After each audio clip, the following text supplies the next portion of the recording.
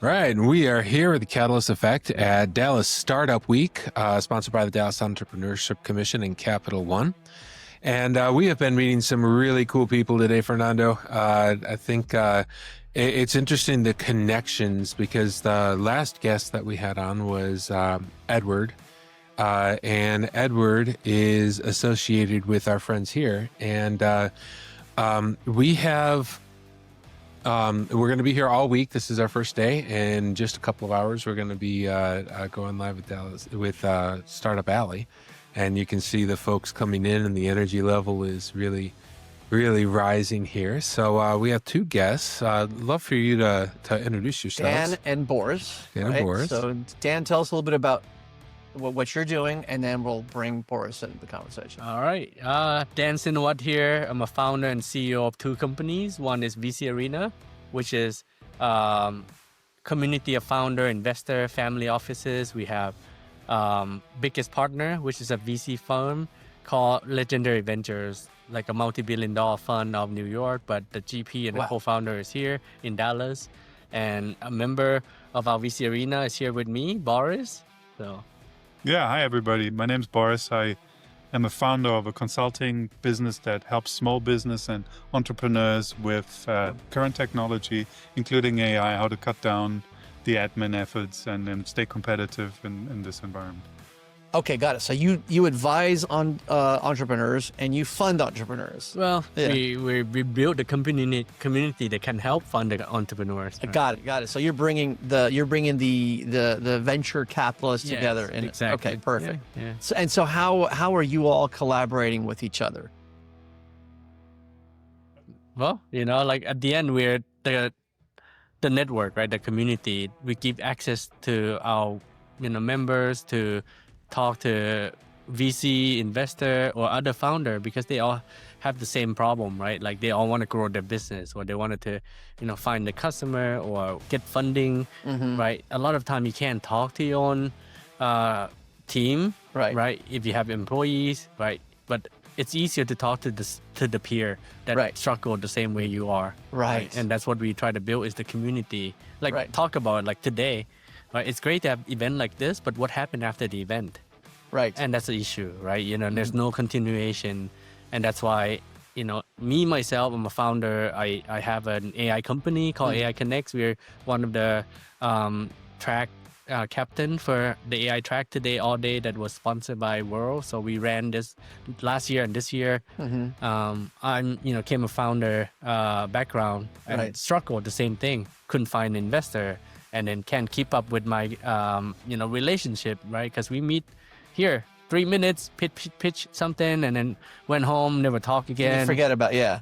So at the end, there's no real relationship, right? So I try to solve that. I met my friend who's the GP and the co-founder of this multi-billion-dollar fund, Jason Kim. You should look him up, Legendary Ventures. He's famous. People call him the Gordon Ramsay of VC world, and I'm sure Boris can say a lot about that. He doesn't hold back, right? But that's what we need here in the community, people that give you real feedback. Right, not bullshit and no like sugarcoating anything. And at the end, before founder like Boris or anybody in this community go out to the coast and meet the real VC, they need to go through stuff like that. And that's why we're creating this, and we're hanging out every day in our co-working space. So there's a place for people to go. Yeah. Right? Because normally here in Dallas, if you want to go meet founder and investor, where do you go?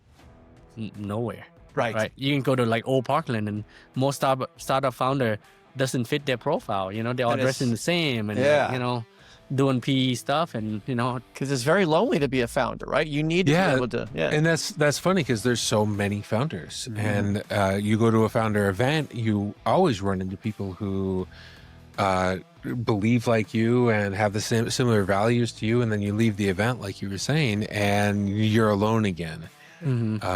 And the events are typically, everybody's looking for something, right? So, yeah. And that's connections you can make and exchange your LinkedIn. But in the end, it's like Dan said, it comes down to relationships.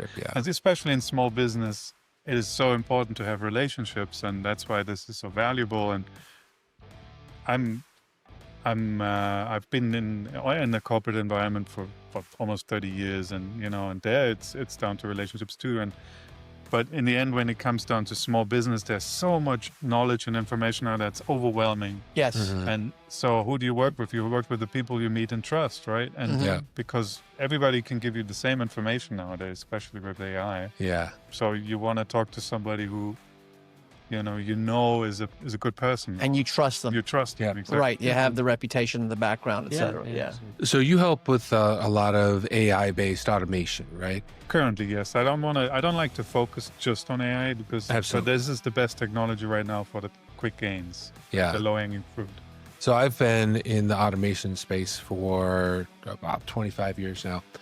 And a lot of people, my entire career, have been worried about job loss. Oh, you're going to automate my job away.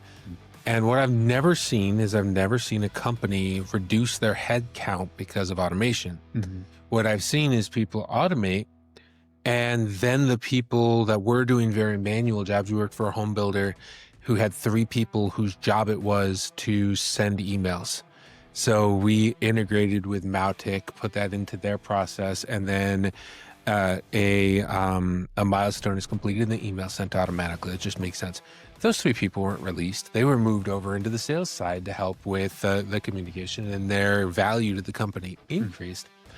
And so what I have seen is a home building company with 50 employees building 100 houses a year automate and then build 300 houses a year with 50 employees. And all of those employees are doing way better. They're doing work that is more satisfying. I don't know about you, but sending an email over and over and over again isn't a satisfying job for me. Making phone calls to order a dumpster after job 1 is done, automate that. So I'm a fan of automation because if your job can be replaced with a script, then you don't have a very satisfying job. But what about you? Have you seen people, you walk in, they've got 500 employees and you automate something and then you walk out and they have 150 employees? No, I haven't seen that. I mean, for small business, it's all about reputation and relationships, right? So it's important, and many small business owners, usually more in the 10 to 100 people, not 500. Sure.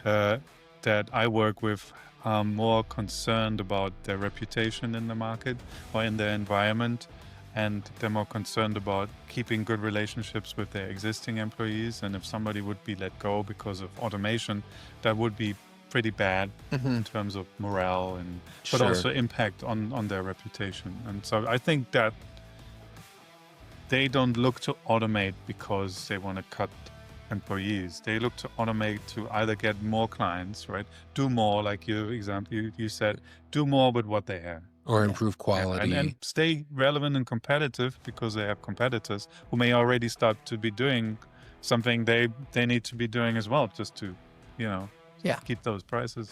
So I had a question for Dan. So Dan, VC arena, you're getting VCs together to help invest in startups. So tell me a little bit about how you organize the network. So do you base it on events, or is it all virtual? Is it in person? Like, tell me a little bit about VC arena itself. So like VC arena, we have 2 models. One is local, where we have our own co-working space here in downtown Dallas in front of American Airlines Center. Right. And then we have a global membership, so for people that doesn't live here in Dallas can also be part, and then they can all join in on our WhatsApp chat group. So we have people from Dubai, Czech, Singapore, Thailand, Japan, and they all communicate via WhatsApp. But at the end, to me, showing up is half the battle. Yeah. Right. Either you show up online or showing up in person. Boris, he lives in West Fort Worth.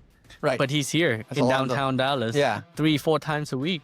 What is it, like about an hour away or something? Yeah, I'm 20. Oh my gosh. Without traffic. Yeah.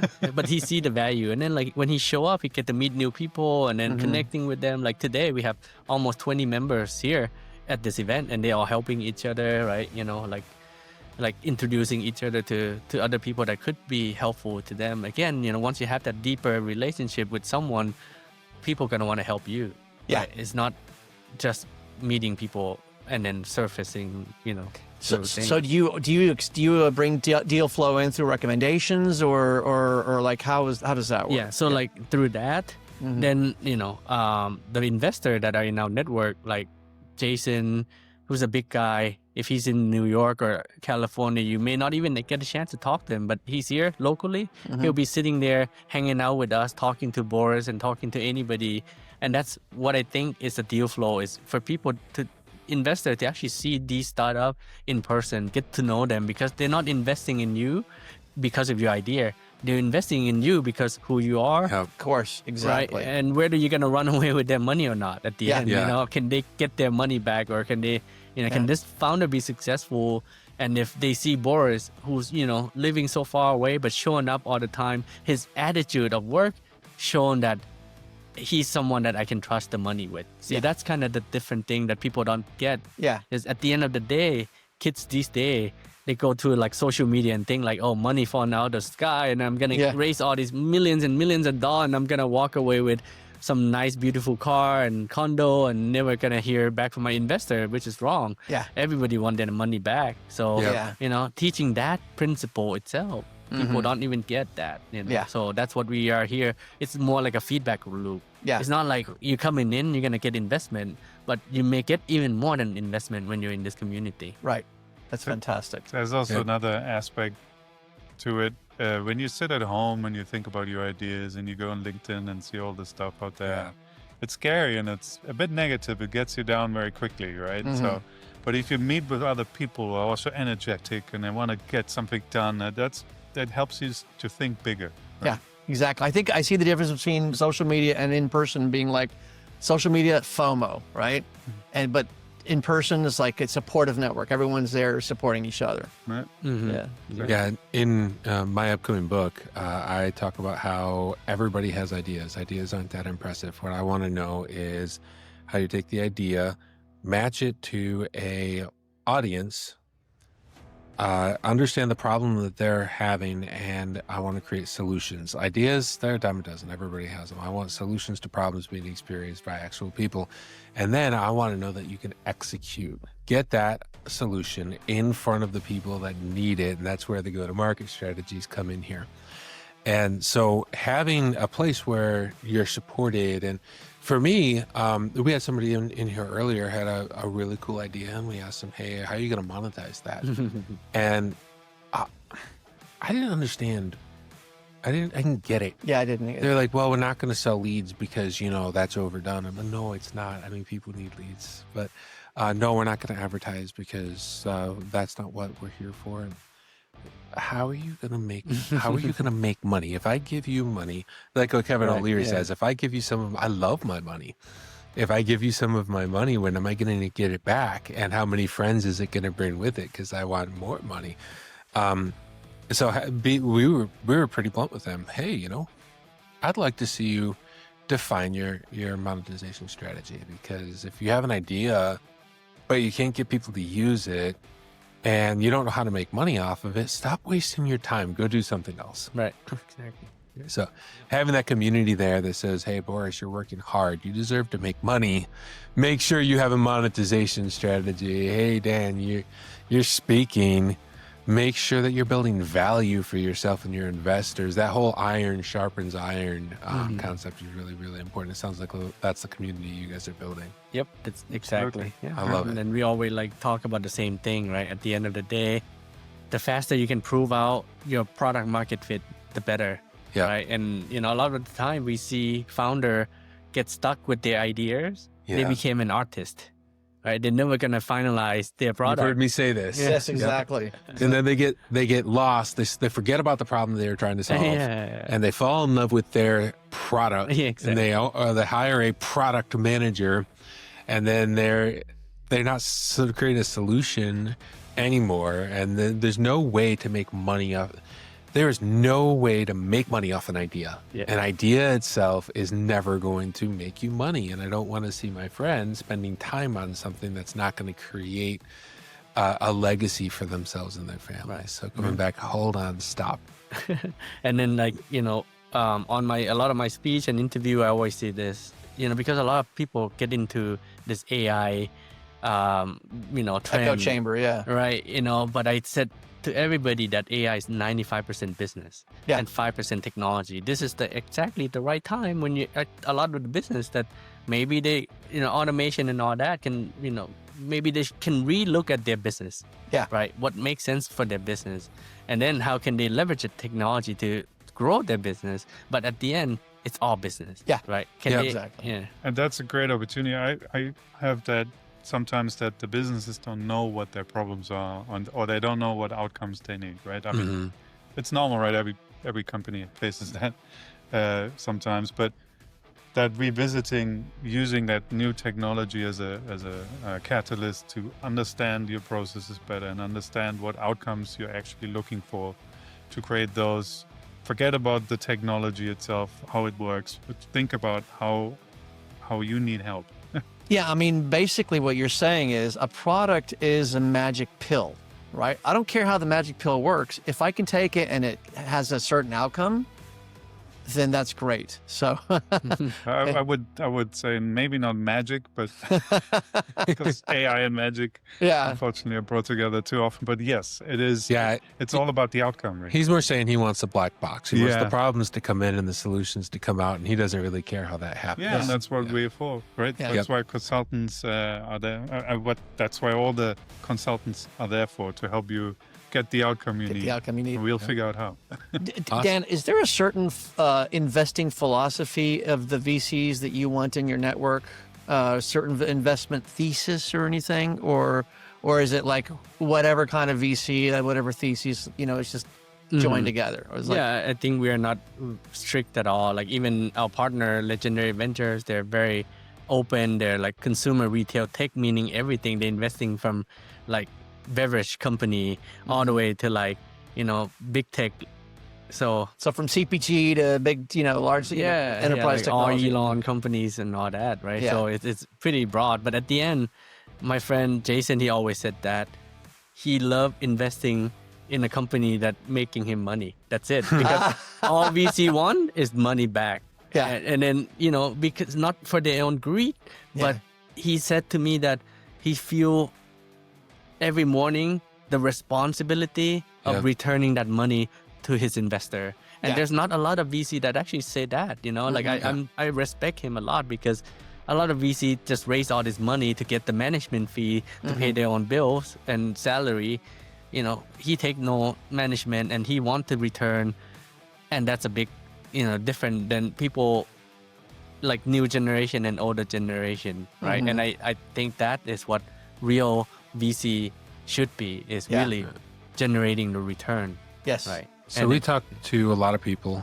For me, I don't get involved in anything that I don't think is going to successfully be in the market, and I don't accept investment dollars until something has made its first dollar from the market. That's so anybody in our industry, if I'm not going to back it to a point where they have a product in the market and they've made $1, I'm not going to ask anybody else to. But we do have several that have gone through, they've built a product, they've done their product market fit. Now they have some money starting to come in and they're ready to start scaling. What kind of businesses can I say, hey, you need to go talk to Dan? And which ones do I say, hey, hit the road?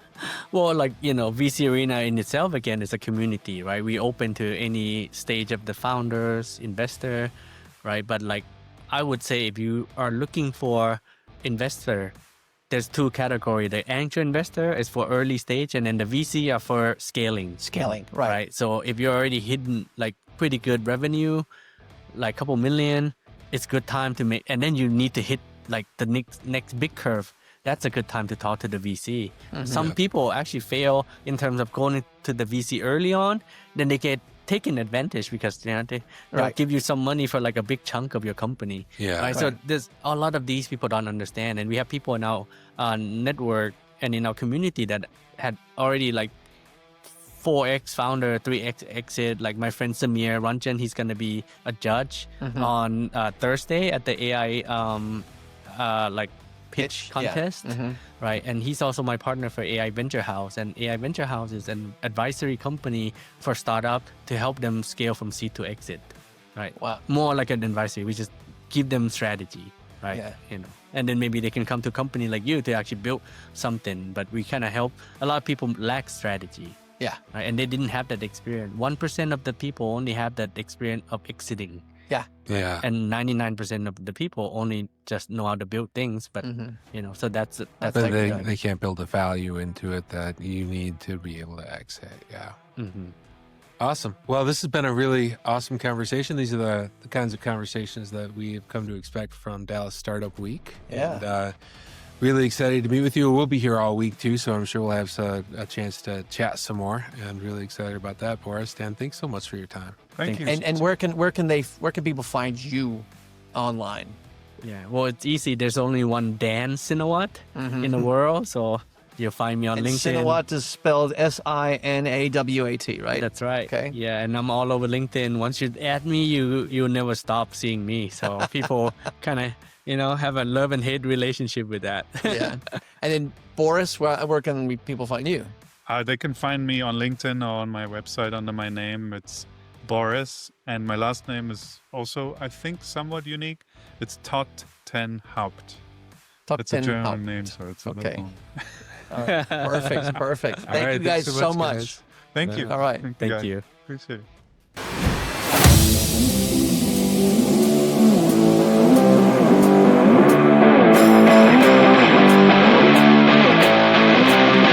it.